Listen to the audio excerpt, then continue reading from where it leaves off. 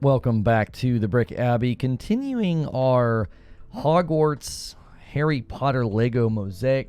And we are going to be starting with Slytherin. And I decided to use bowls, as well as if you're getting a set like this, coffee filters work really well too. So I have a variety of bowls here. I didn't invest in universal bowls for the channel, so we have a bit of a mixture. Now, here you have the numbered key for the pieces, and there's like black, then there's like shiny dark gray, shiny gray, matte gray. I had to use the back just to be sure with like quantity, which is which. So I've put them in order 1, 2, 3, 4 to make things easy on me, like once we get started. And we are going to be starting up in this corner, the sort of you can see there, the upper corner of the snake's head. That's where we're going to start, and we're just going to see how fast this goes, because I've never done anything like this before. And I don't know, are we supposed to do the whole, see how there's like this top part? So it's 3, 6, 9, 12, 16 across. Is that true? 4, 8, 12, 16, 4, 8, 12, 16. Yeah, so I guess we cover the whole thing. Yeah, we cover the whole thing according to this. And we need to put 3 of those things in the underside, which we're not going to worry about that right now. We can go back through when it's time to put it together, mainly focused on the mosaic itself. So let's dive in, and that means I have noticed that the top 3 lines are the exact same pattern. So that means we need these guys here to start the pattern. We're going to do 3 threes in, and then give ourselves a little pile of white, and then 3 white. I had 1 spill, miraculously, 1 spill whenever I started this, and they went everywhere, these little studs. You got to be really careful when you open them. Strongly encourage you to open the bags with a with a pair of scissors. I would not advise you to just rip it open, and you're going to regret that. And then we're going to end up with 3 more and then 1 white. So this pattern right here is gonna continue. The 3, 3, 3, 3, 3, 1. That's gonna continue. I'm actually just gonna go ahead and pull these over. We got to be real careful. That won't make for a great video. Oh my, they're just spilling them everywhere. My daughter came down, and we interrupted the Lego build of Yoda to do this. So Yoda's over there on the ground with his head's not completed. Don't worry, we will finish Yoda. And she was like, oh, he doesn't have a head. You know, he's just standing on his head. His feet also got knocked off. It's definitely, the Yoda set's definitely not a set that you would want to play with. It does not stay together very well. So it is currently on hiatus. We wanted to get this one started with the game Hogwarts Legacy coming out. We thought, you know, there's going to be a lot of people maybe looking for some Hogwarts or Harry Potter Lego sets. So, got that one across. We got to do 1 more row now. If somebody could invent a color or a stud distributor, maybe we should batch. I'm picturing like a pen in my mind, and you would load the studs in, and so you would know, here's my gray, toon, toon, toon. Here's my white, toon, toon, toon. You know what I mean? Somebody needs to invent that. Although it would be, I guess, only a companion tool to the mosaics. You're not really going to need that for most Lego sets. You know, this was one that I had to do a slight amount of prep for with the bowls and everything. I was like, what am I can't have these just in piles on the table. I mean, I guess I could have, but I was really worried that that was going to be a really bad idea. All right, so now we're going to switch. We're going to literally invert. We're going to invert the pattern. And so now it's going to start with 3 whites. And yeah, it's going to be another 3 row of this pattern. Just like so. Oop. Yeah, the studs are sometimes upside down in your hand. I can't quite tell. I'm going to actually move the instructions to be right in front of me. Instead of having to turn my neck to the side. Now, I saw somebody upload a video of this. I guess they said, you know, hey, this is my first Harry Potter set and I hate it. I saw that on the thumbnail. And I'll be honest, I think I know why. There's a handful of things I would say about this set that's pretty unappealing. Number one, it's going to look cool when it's done. But unlike other Lego sets, the process, I would not necessarily call this enjoyable. Usually when you're putting, you know, Legos together, there's this sense of... there's snaps, and there's, you know, you're building one piece and another, and then they kind of come together. Oops. And this is, this is tedious, understandably. And the satisfaction isn't quite there, because we're not really seeing it, which I suppose, you know, maybe the payout in the end will make it worth it. But so far, I would say... this is going to be great when it's done, but I'm sort of dreading taking this apart to do the the other sets, because we have, you know, the great thing about these sets is, you know, we can do a series of Slytherin, we can do a series of Gryffindor, Hufflepuff, and Ravenclaw. I got corrected last night. Surprisingly enough, I thought, given that the name is Ravenclaw, I thought the symbol was a raven. But I guess it's actually an eagle.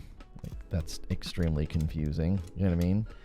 It'd be like naming one of the houses Lion Tooth and then having like a big cat and being like, well, it's not a lion, though. It's it's a silhouette of a tiger, actually. It's like, wait, what?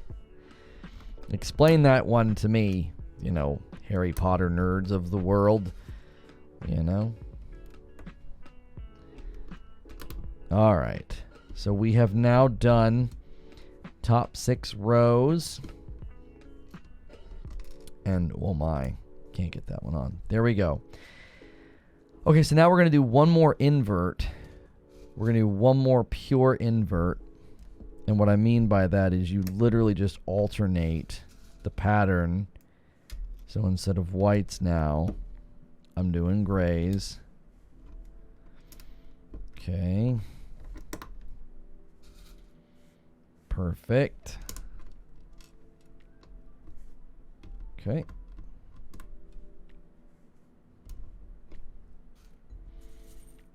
All right.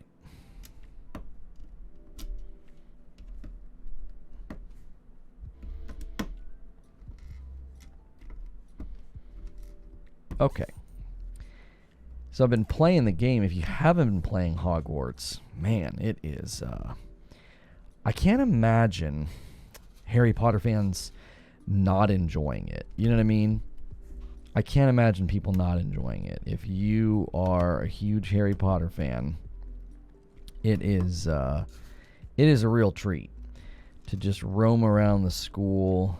And the reason we're starting with Slytherin is I used the website and I got sorted Slytherin, and it was not surprising to some of my people that watch the stream and are huge Harry Potter fans. They watch my gaming content, that is.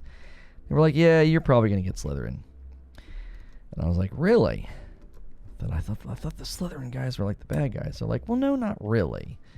They're just really ambitious. All right, let's pull one down here so I don't have to reach for it. So now we're going to start to use some of the black, like so. Okay, so the pattern's going to continue for another line up to there, up to that point.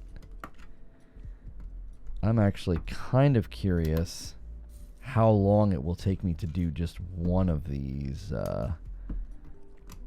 little plates here. And one of the cool things they do in the game is the common rooms. We're definitely going to have some casualties when we do this. I'll have to clean those up. That's the second one I've dropped. It's kind of difficult to keep your hands on them. Okay, so then we're going to stop there. And we're going to do 2 1s like so. And then a 2, which is up here, is going to go right in there, just like so. And then we're going to complete the pattern. Also, I see what we're doing. That's like the pattern of the thing behind the snake. Okay, so now we're going to come down. Oops. We're going to come down, and we're going to start the pattern. Oh, runaway stud. Runaway stud. And we're going to end up with just 1 white. Okay. So the 1s, we're going to end up like so. But then we're going to end up with 2 of the shiny 2s underneath. Like so. Okay. All right. Okay. So, I think the actual process is not as enjoyable, but I do think there's that low-level Lego satisfaction of you do feel like you're kind of seeing it come together. I wonder if you get a couple of these made, if it starts to become a little bit more satisfying. You start to get this sense of accomplishment.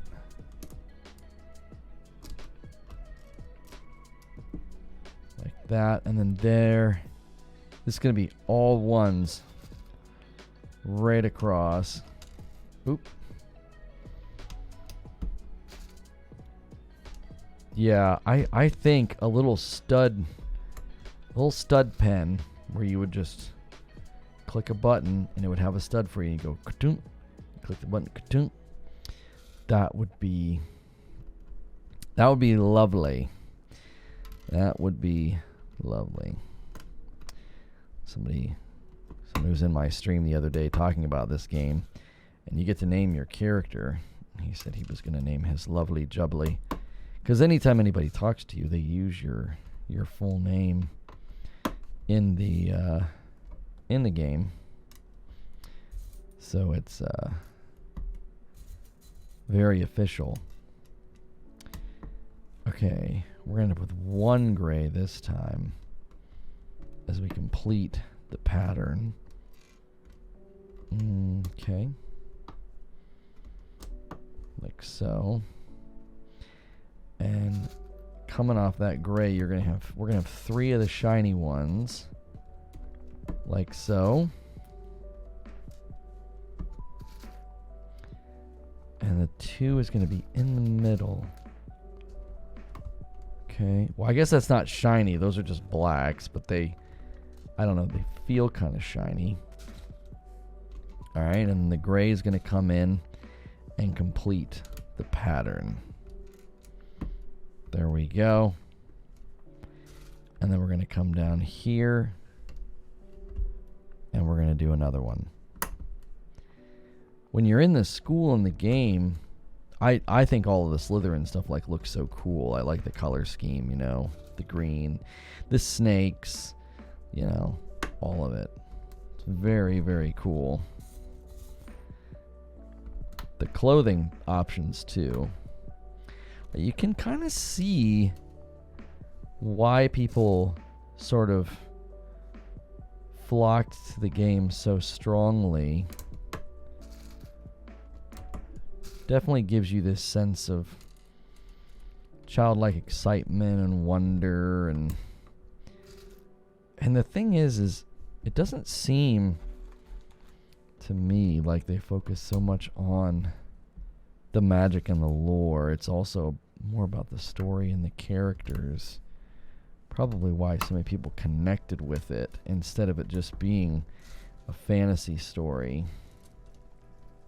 I saw a really good video somebody had spliced up of all of the great scenes and just how much, you know, Dumbledore cared about Harry from the movies. And I'm sure the people who like the books are at times maybe groaning about the movies. I definitely experienced that myself when I watched, well, not when I watched, I've seen the Lord of the Rings movies many times. I just finally started, well, not finally, I'm almost done. I'm near the very, very end of Return of the King. And boy, oh boy, do I feel like they messed up so much in the movies.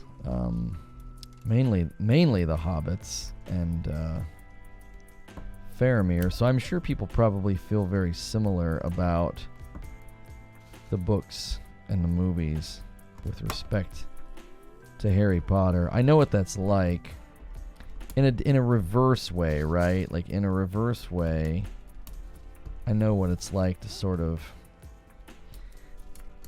realize that the movie didn't really do a great job.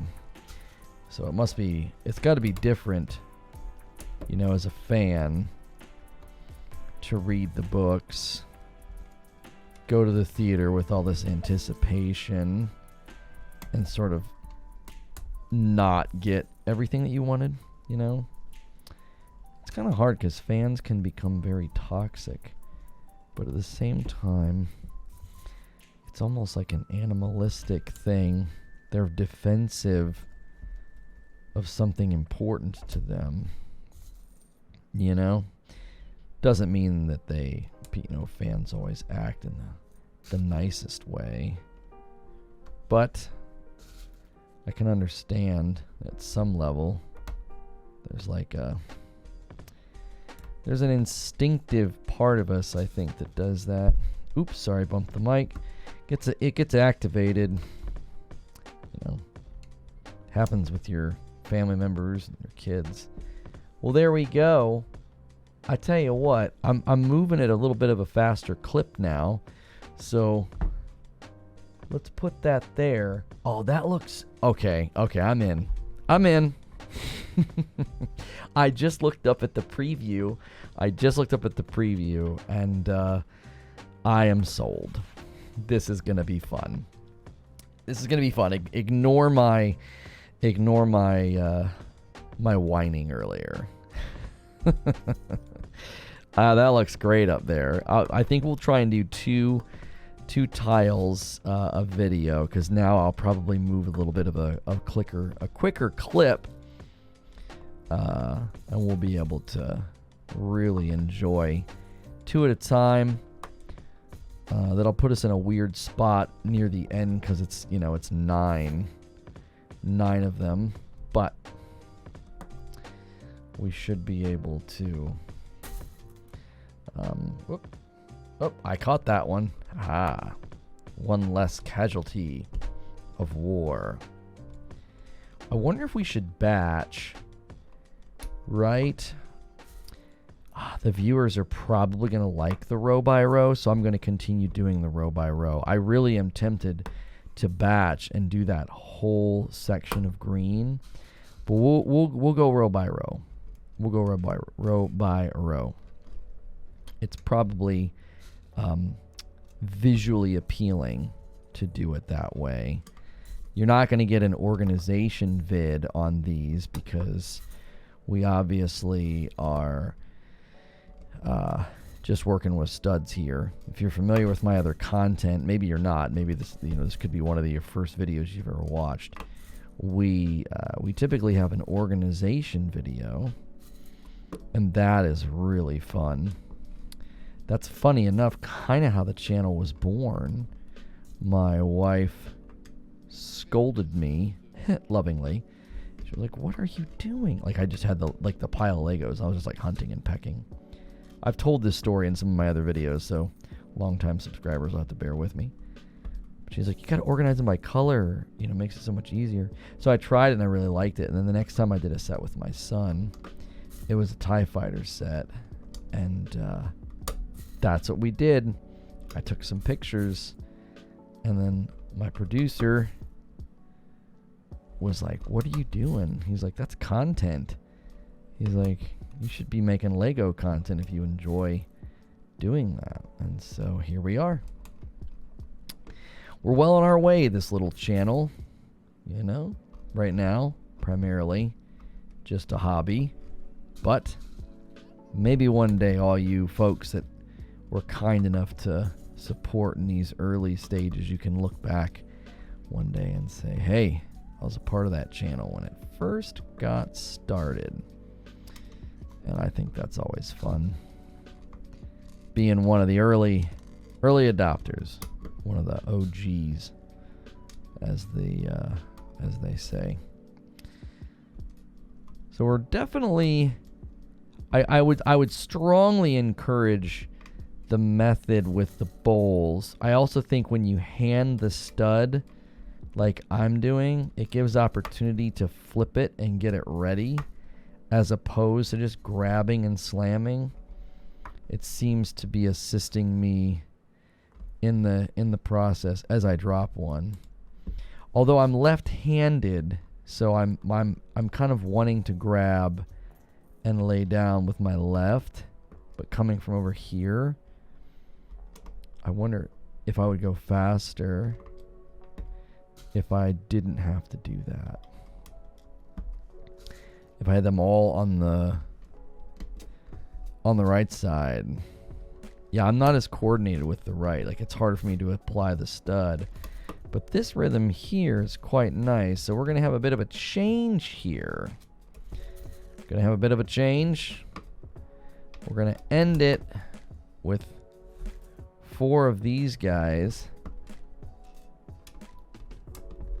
And we'll see where we end up. Okay, just like so. I'm going to cheat. I'm going to cut since we're over there. Okay? I know you like the row by row. I can feel you in the comments. I'm gaining an appreciation for how some of you enjoy our method and our process here.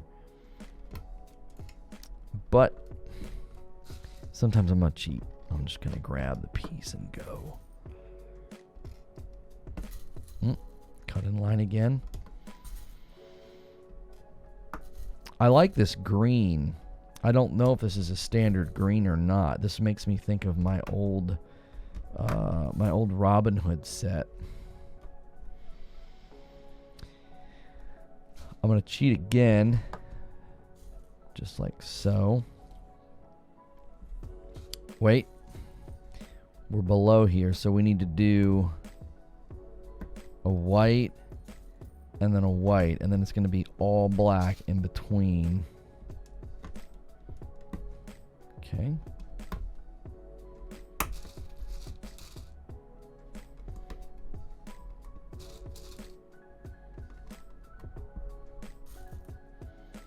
Okay. And we're moving. We are moving and grooving now. I think this is gonna be a fun set when it's done.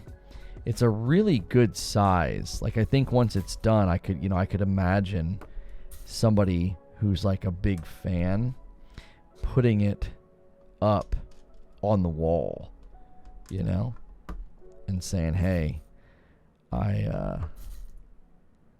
really like that, you know. It's a nice piece. So now we're gonna stagger back. I'm actually gonna come from this side this time, like so, and then it's gonna be 4 blacks, and then we're gonna get some 2s in there. And those are up there in the coffee filter. Give me 4 blacks, like so. And then we're going to do 2 more over there. And then we're going to end up with 3 of these guys. And man, that is just such a slight difference in color. But oh yeah, you can definitely see that from far away. You definitely can. And we're going to end up with just 1 right there.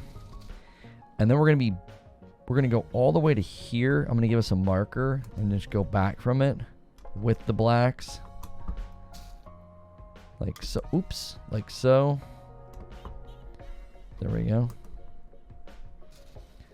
Give me blacks all the way across. This is, I hope they continue to do these. I don't know if I'm going to want to do a lot of these on the channel. You know? I'm a little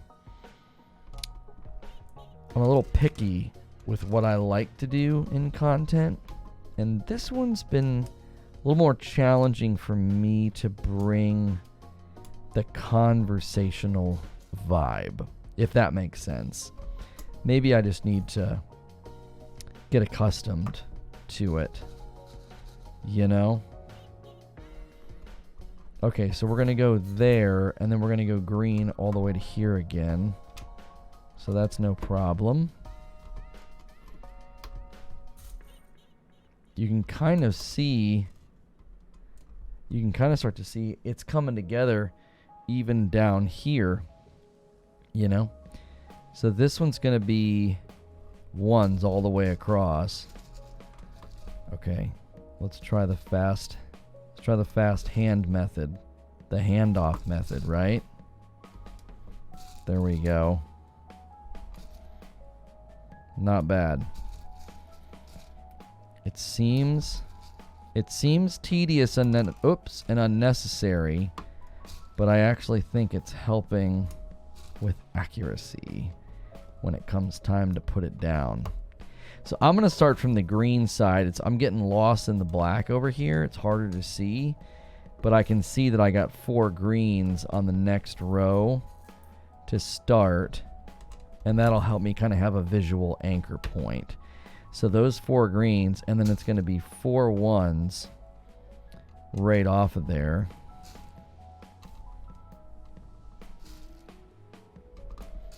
Okay. And then it's going to be 1 2, just 1 single 2 like that, and then it's going to be black the rest of the way. Okay. Oh. I almost got it. It's gone. It's on the floor. It's all right. We'll do some scavenging after every video, and we will we'll collect all of our missing pieces. Hopefully they give you extra. All right, so it's going to be another group of 4 greens over here. Run away. Like so.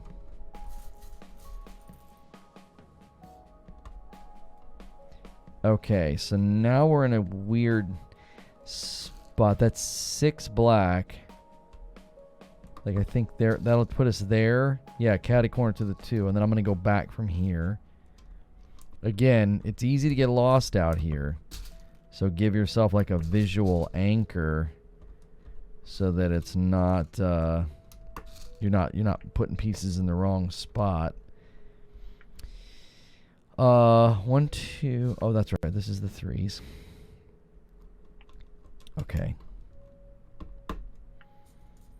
And then